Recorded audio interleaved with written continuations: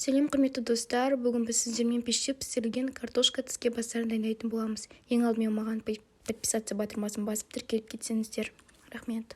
Бізге керек ингредиенттер олар сәбіз, пияз және де картоп керек болады. Жалпы қандай пішінде тураймыз. Видеода көрсетіліп отырғандай, оны қақ ортасынан бөліп және де оны тағы бір кескінге бөлсеңіздер болады.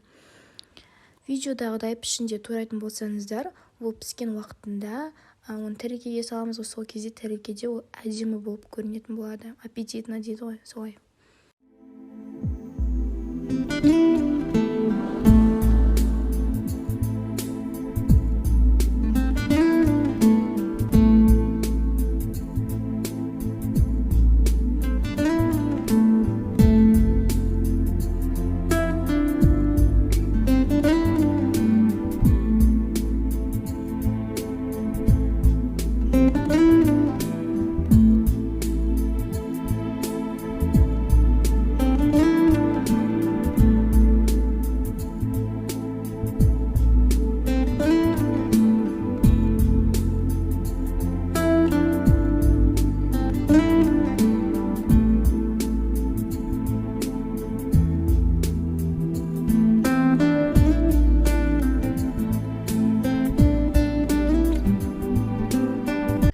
Барлығын турап жайғастырып болған соң, біз оған өзіндік дәмдеуіштерін қоса бастаймыз. Ең алдымен тұзды.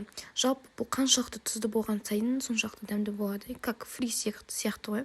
Одан кейін бізде қызыл бұрыш пен қара бұрыш. Олар бізге ащылық дәмін береді осы жерге. Және де сіздердің қолдарыңызда басқа қандай дәмдеуіштер бар, сол дәмдеуіштерді қоссаңыздар болады. Менде приправа для курицы болды. Сол приправаны қостым. Және де осы дәмдеуіштерді, тұзды барлығын өз қалауларыңызша қоссаңыздар болады.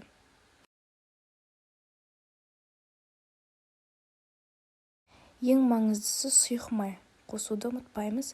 Сұйық майды көп те емес, аз да емес, орташа көлемде қоссаңыздар, ол біздің бұрыштарымыздың, тұзымыздың картопқа сіңуіне әсер етеді.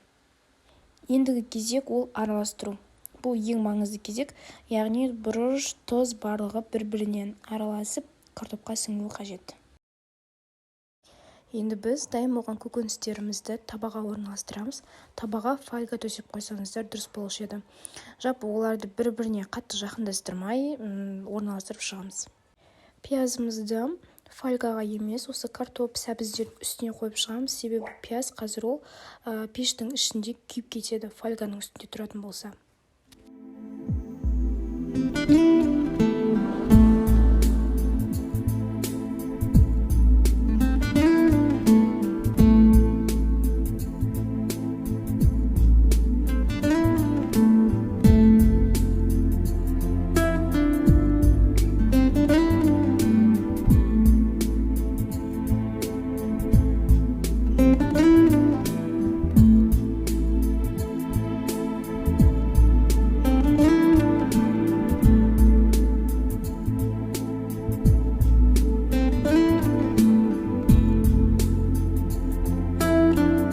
Көкөністеріміз орналастырып болсақ, оның бетіне тұз себуді ұмытпаңыздар. Себебі байқасаңыздар, ыдыстың түбінде сулар жиналып қалады, сол суларда біздің тұзымыз қалып қойған.